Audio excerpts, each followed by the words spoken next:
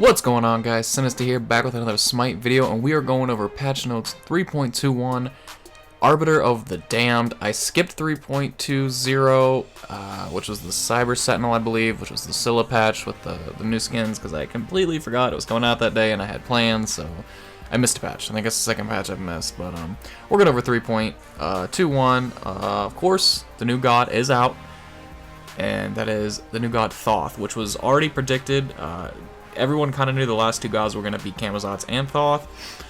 We just didn't know what Thoth was going to be. It was I kind of assumed it was a mage because, you know, Book of Thoth, but it wasn't confirmed, but he is a mage. Very unique. Definitely different. He seems fun.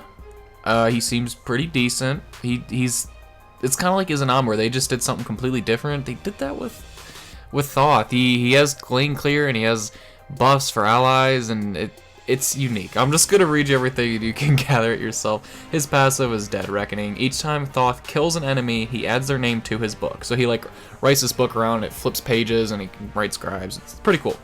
He writes the name on the book, learning more about their weaknesses. For every 30 names in his book, he gains a stack of 5 magical penetration. At level 1, he can gain a maximum of 1 stack, 2 at level 5, 3 at level 9, 4 at level 13, and 5 at level 17. So, very unique, very weird, just gets a lot of penetration. Extra pen built in with his passive, so. First ability is called Hieroglyphic Assault. He gathers magic from the air, ignoring basic attack, movement penalty, and conjuring 3 hieroglyphs, and his next 3 basic attacks pass through enemies and do ability damage. So basically, it's kind of like Raisin's 1, his lane clear, but you can choose when you detonate this. So, you gather magic from the air, alright? You ignore basic attack movement penalties, so you can move at a steady pace like you're using Fatalis or something. And you just conjure your next 3 basic attacks. There's God that is similar, and I'm trying to think, but it's just 3 charge attacks, basically, that you choose where you want to go. And it passes through all enemies, so it's a good lane clear ability. It's kind of like Isis's Wing Gust at that. But with Thoth, you choose when. So you can use it once, stop, turn around, use it again, stop, turn around, use it again. It's not a constant. You get to choose when you do it. Now, each gust damage is 35, 55, 75, 95, and 115 scaling. And it scales at 25%. So that's 75% scaling total if you hit all 3. Pretty good. Its cost is 60, 65, 70, 75, and 80, so it's fairly cheap actually, with an 8-second cooldown, which is really nice. Now, if these attacks pass through the Glyph of Pain, their range is increased, and I will go over that in a little bit. Wow, I cannot talk today. His second ability is called Ponderous Escape. He dashes through the direction he is currently traveling after dashing for 5 seconds. His next basic attack fires a magical projectile that slows the target. So basically, think of Rom's roll. This is the exact same ability, except he dashes. Whatever direction you want to face, you dash, and his next basic slows them. So instead of crippling them, it slows them. It's basically Rom's dash, or his roll. It slows them for 20, 25, 30, 35, and 40 at scaling, and deals ability damage of 70, 110, 150, 190, 230, and at 60% scaling. It costs 70, 75, 80, 85, and 90. Cooldown of this is 18 seconds, however, so it's really long, and the slow duration is 2.5 seconds on it at all ranks. Third ability, Glyph of Pain. This is where the first ability comes into play. Now, from his book, Thoth conjures a hieroglyph in front of him. It kind of takes up a whole lane. It's about the size of that, and it's just like a thin sheet of glass. Now, Thoth's abilities, projectile passes through them, and it receives increased range. So, your 1, like I said before, once you use that 1 through the glyph, the hieroglyph, its range goes from, I believe they said on stream, like 50 to 85, I believe, something like that. So that's a really good ability to set up for increased range and stuff like that.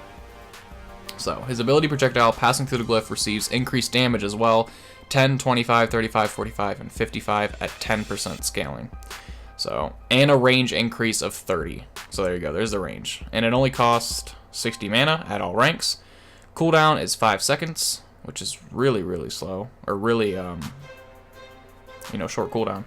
Thoth and his allies' basic attack projectiles receive a reduced damage bonus.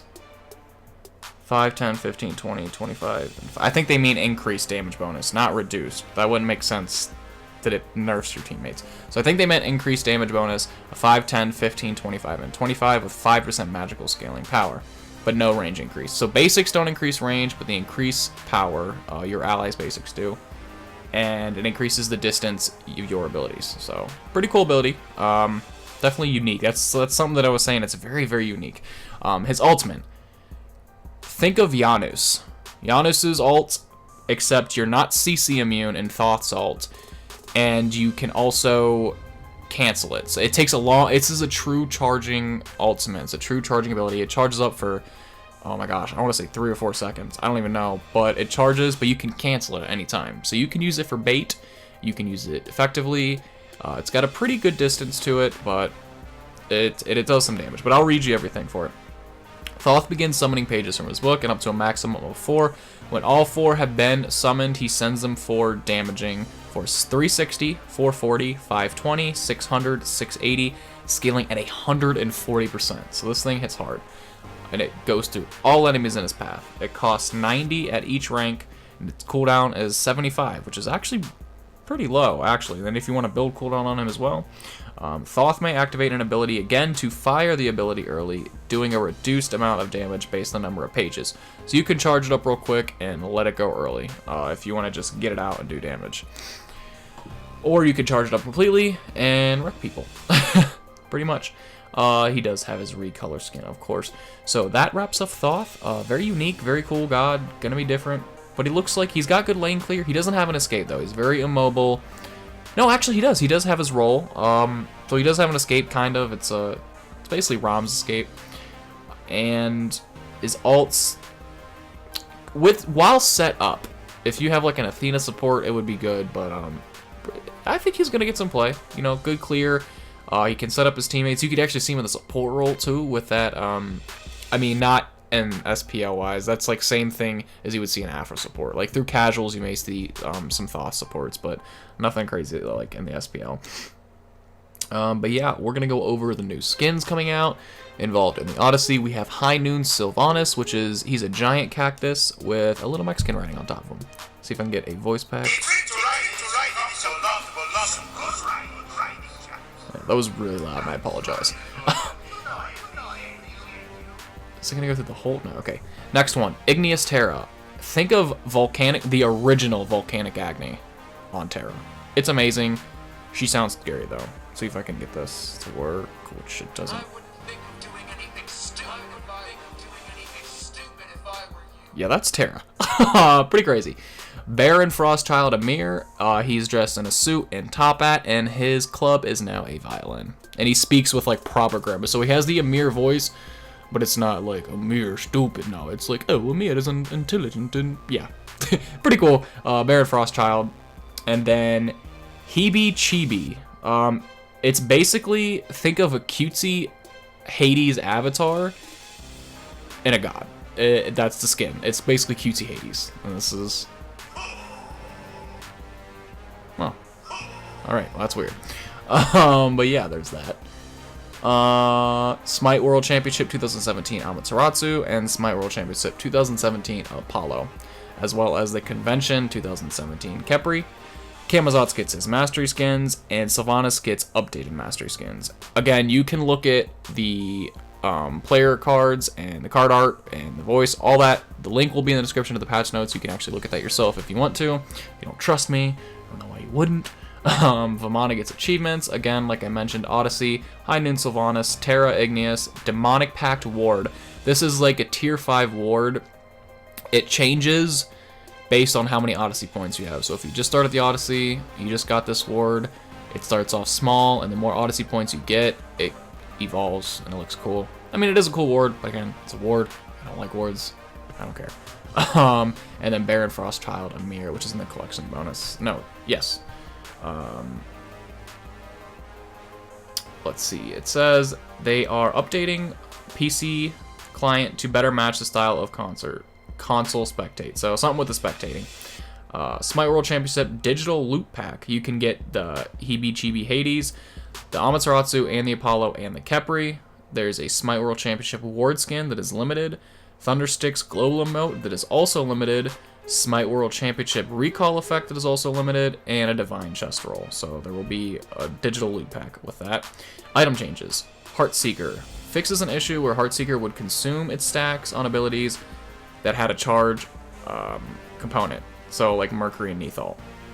And toggle effects like branching Bolus and Summon-Suku. So just bug fixes with Heartseeker. Not doing anything. They like what they did to it before. Oni's Hunter Garb. We have a very good buff, I would say. It's increased CDR from 15% to 20%. So if you're solo laning and you're going against a magical solo laner and you're someone like a Shock, usually you would get the breastplate first item, right? Well, now you can get Oni's Hunter Garb if you want, because it still gives you that 20%. It's going to make it more effective, given that extra 20 rather than 15. And its passive now provides 10 magical protections for every 6 seconds. Max of 5 stacks. So I guess it's like a... That's really weird.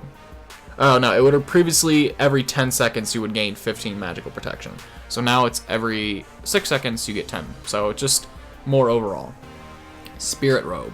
The passive now only occurs once every 15 seconds, up from 10 seconds. So a little nerf to Spirit Robe on that one, which that was like a main defense item that you saw in the jungle and stuff. Chiron, my boy Chiron is getting some buffs. Let's get it.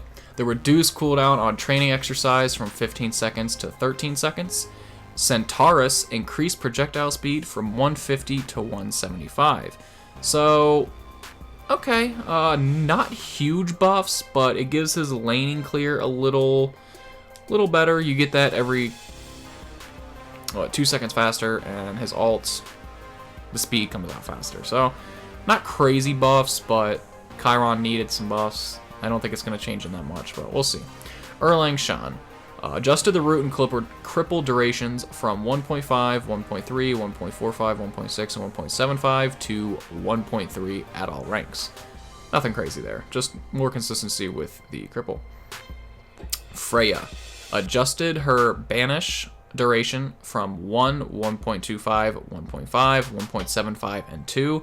It is now 1.5 at all ranks, and it updated the visual effects to show when banished targets will fall, so now you know when you're going to fall. That's also very cool. Reduces the mana cost of the banish from 75 at all ranks to 70, 65, 60, 55, and 50. I think that was needed. I like that one. Hou Yi. Hou Yi's Sunbreaker now slows all targets inside by 20% for 0.5 seconds on every hit.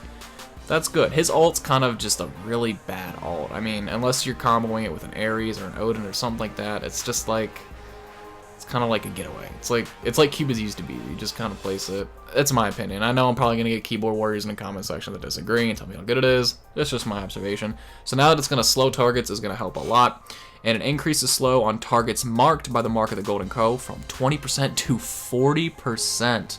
And it increases duration from 0.25 to 0.5, so that's crazy.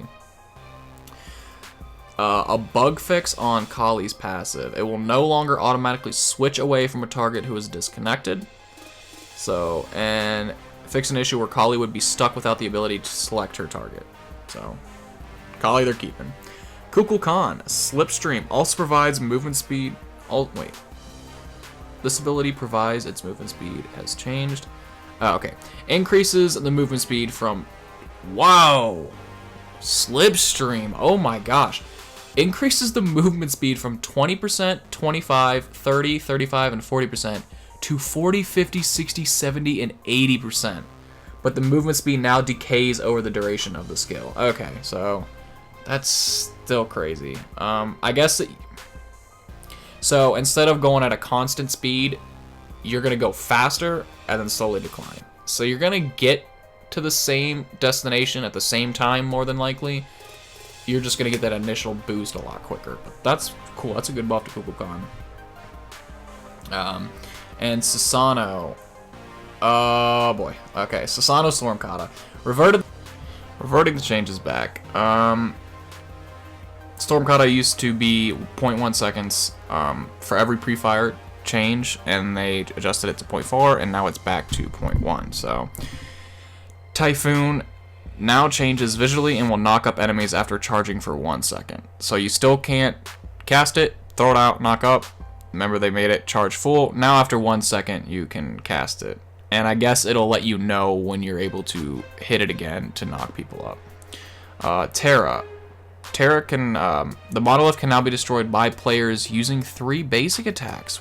Wow, okay. I don't know how I feel about that, because come late game, Terra monolith's just gonna suck.